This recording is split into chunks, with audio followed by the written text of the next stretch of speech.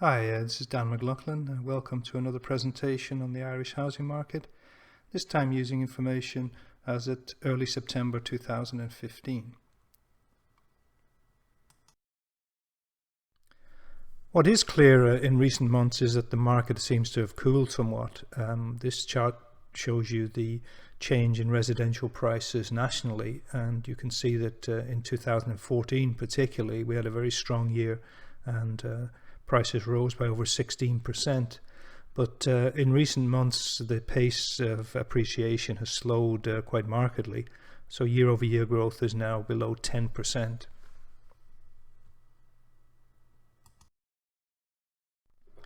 The recovery in the Irish property market was certainly driven very much by developments in the capital, and here we see the annual change in residential prices in Dublin and also in the rest of the country. And it's very clear that Dublin is massively outperforming, where prices in particular in 2014 were often rising at something of the order of 25% year over year. Whereas in the rest of the country the increase was much more modest, and most of the time in single digits. But as you can also see, the two lines have converged in recent months. In other words, the rest of the country continuing to see some very modest appreciation, but the momentum certainly in Dublin has changed markedly since the turn of the year.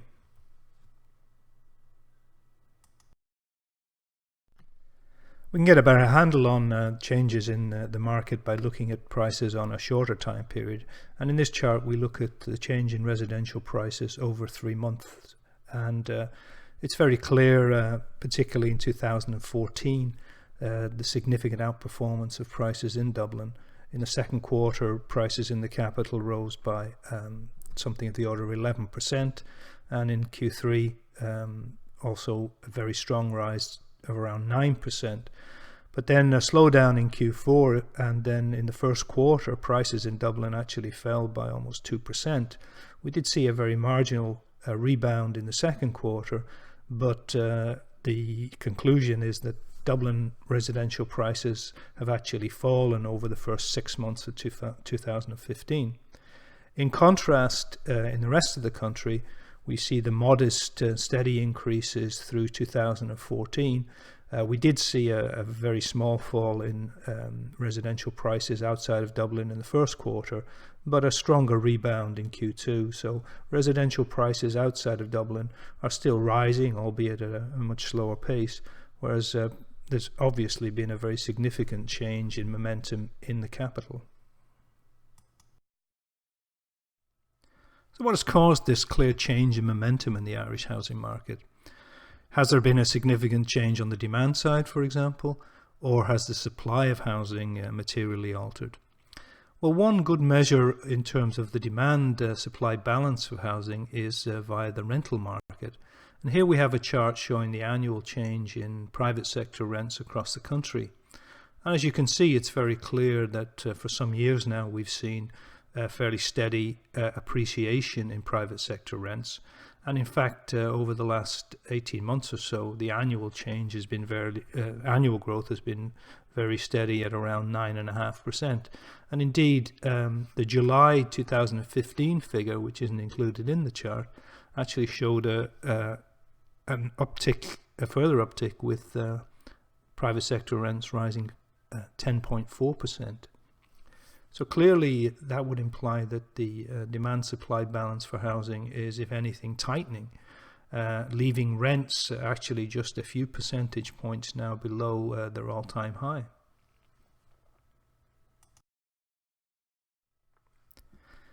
The labour market has a significant impact on the demand for housing and the demand for mortgages, and that has also certainly improved. In this chart we look at Irish employment on a seasonally adjusted basis back to just before the crash, when over 2.1 million were employed. We can also see the scale of the job losses that materialized during the recession. In fact, over 330,000 people lost their jobs. But the employment market, labour market, bottomed out in 2012. and since then employment has risen by 130,000 or around 7%. And in fact, in the first half of 2015, we're seeing a very significant acceleration in employment growth. As a consequence, the unemployment rate, which at the peak of the cycle was 15.1%, has fallen very significantly and very steadily down to 9.5% in recent months. That tightening of the labour market is also beginning to impact wage growth in Ireland, which is beginning to pick up, albeit very modestly. But in 2014, overall household disposable income actually rose by over 3%, which followed very marginal increases in 2013 and 2012, but represents a significant break from the steep declines that materialized in 2009 and 2010.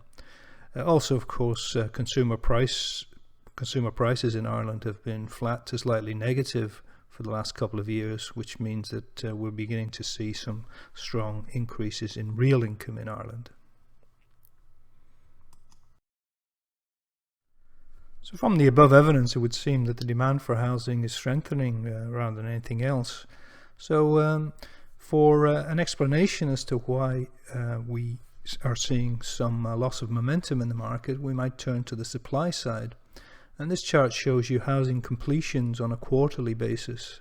To put things in context, at the peak of the boom, Ireland was building something of the order of 20,000 houses a quarter or more. In other words, over 80,000 on an annual basis.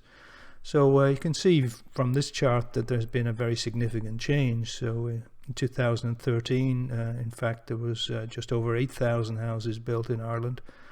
2014, that rose to just over 11,000. 2015 figures, we can see from the quarterly pattern that, in fact, in the first 6 months of the year, there was only something in the order of 5,600 houses completed. So clearly, completions are picking up a little bit from very, very low levels, but they're certainly not rising at the pace which one would think would have a material impact on the housing market. In fact, most recent studies have put the annual requirement at something of the order of 25,000. So I suspect 2015 we may just see around 12,000 completed. So clearly we're a long way away from having a supply picture that would have a significant dampening effect on house prices, one would have thought.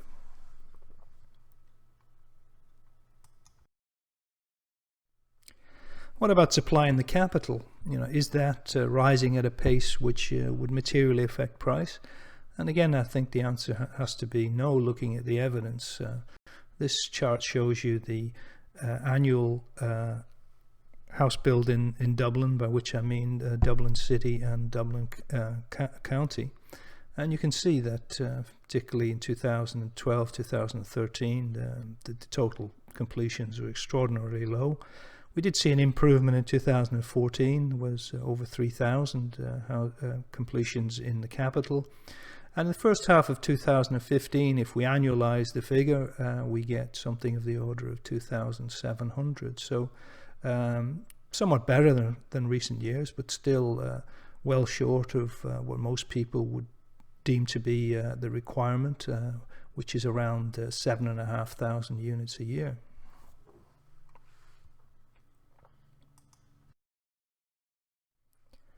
Turning now to the mortgage market, has there been any significant change there? Well, here we see a chart showing the quarterly number of new mortgage loans for house purchase. And it is quite volatile and seasonal, so what we've done is just smooth it out a little bit by taking a 4-quarter moving average.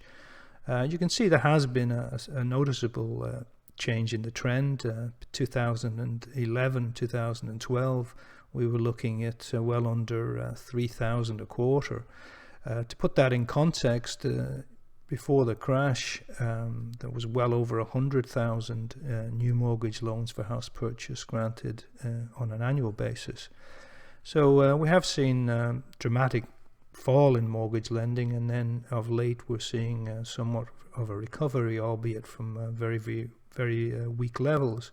And as you can see in the second quarter of 2015, if we take that 4-quarter moving average, it's now up just shy of 6,000. So clearly there is a improvement there. However, the pace of growth of new mortgage loans has slowed quite appreciably, and if we look at mortgage approvals, for example, in the last few months, we can see that the annual increase has slowed to virtually zero at this point. So mortgage lending has recovered to some degree, but seems also to have lost momentum of late. This loss of momentum in the mortgage market can't really be put down to any change in affordability, because that certainly looks very supportive for mortgage demand. In fact, on our own mortgage affordability model, we haven't seen mortgages as affordable since 1999. The chart in front of you shows that model going back to 1975, and over that period, the average cost of a new 25-year mortgage relative to gross income is around 28%. So over the period, as you can see from the chart, particularly in the late 70s, early 80s, and also just prior to the crash, affordability deteriorated very significantly. But we've also had long periods where affordability has been very supportive of mortgage lending, as it was particularly through a lot of the 1990s and since 2010, 2011.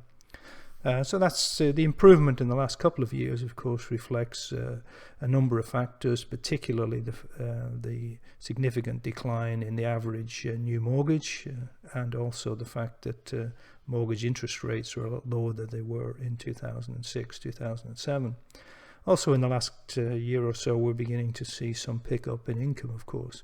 So as a consequence, on our model, an average new 25-year mortgage costs something of the order of 23% of income to service in the first year, which is well below the long-run average, and therefore is indicative that affordability is certainly shouldn't be an impediment in terms of mortgage demand.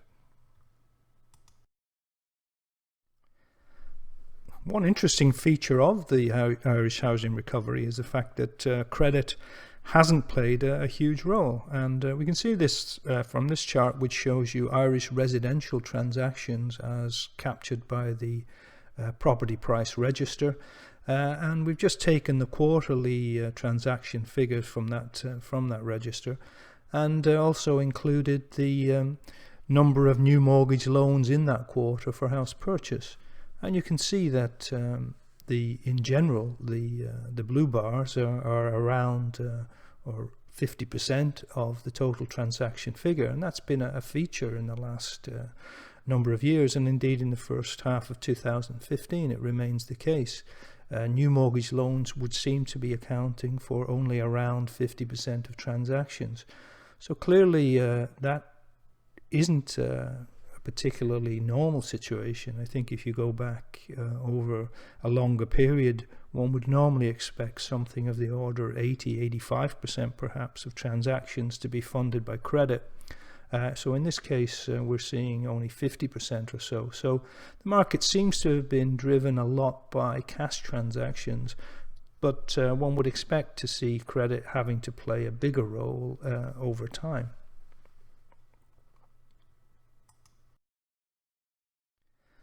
Of course, another issue for Irish households is the fact that they already have a significant amount of debt, in fact one of the highest across the EU. And what we've seen indeed in recent years is that the Irish households are deleveraging at a very strong and steady pace. This chart shows you the total level of household debt in Ireland, which exceeded 200 billion at the peak and is now down to just around or just over 150 billion. In other words, it's fallen by something like 50 billion. And in terms of the debt burden, we're seeing that's also fallen substantially. It peaked at over 200%, and is now down to around 170% of disposable income. So Irish households are deleveraging rather than taking on new debt. So if we put those two together, we've seen some pickup in new mortgage lending, but we're seeing very significant repayment of debt by Irish households. And as a consequence, the outstanding level of mortgage debt is falling steadily, and as a consequence, we see net mortgage lending has been negative now for over 5 years. Currently, it's down around 2.6% year over year. So Irish households are reducing their debt burden, and as a consequence, we're seeing a fall in net mortgage lending. So finally, we'll turn to one thing that we do know has changed, and that is the central bank introduction of macro-prudential controls on mortgage lending, which came in January. The central bank has imposed two limits. One is in terms of loan to income, a 3.5 times limit there, and the second in terms of loan to value. The maximum there is 80%, with an exception for first-time buyers. If the price of the property is below a certain level, they can obtain a 90% loan-to-value mortgage. Banks are allowed to exceed the limits to some degree, but clearly they're designed by definition to have an impact on mortgage lending, and that would certainly seem to be the case. So overall, one has to conclude that the new macro-prudential controls are having the desired effect, in the sense that they are dampening down mortgage lending, and therefore probably having a bigger impact in the market in Dublin, where clearly house prices are much higher than they are in the rest of the country. The wisdom of bringing these controls in at a time when credit is actually contracting has obviously been discussed. My own view has always been that such controls are sensible, but probably not at this moment in time, and that perhaps should be variable and depend on the pace at which credit growth is growing at. So is this slowdown in the market likely to lead to significant house price falls? That's always possible, of course, particularly if the external environment deteriorates significantly. But using some standard metrics, Irish house prices certainly don't look expensive on a historical basis. If we look at this chart, which shows house prices in Ireland over 20 years relative to rents, we can see that over that period, on average, house prices tend to be around 21 times annual rents, implying a simple rental yield of just under 5%. We can also see that in the Northeast particularly, house prices appreciated significantly relative to rents. In other words, rental yields fell very sharply, making houses look very expensive.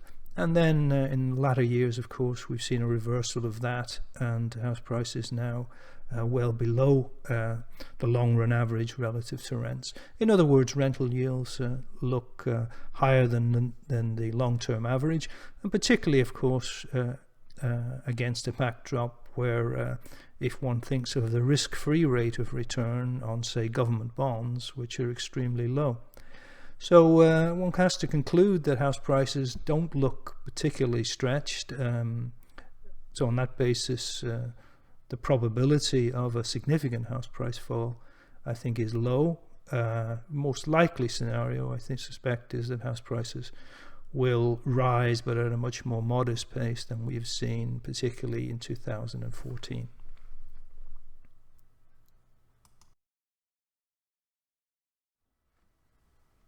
So I've come to the end of our presentation on the Irish housing market.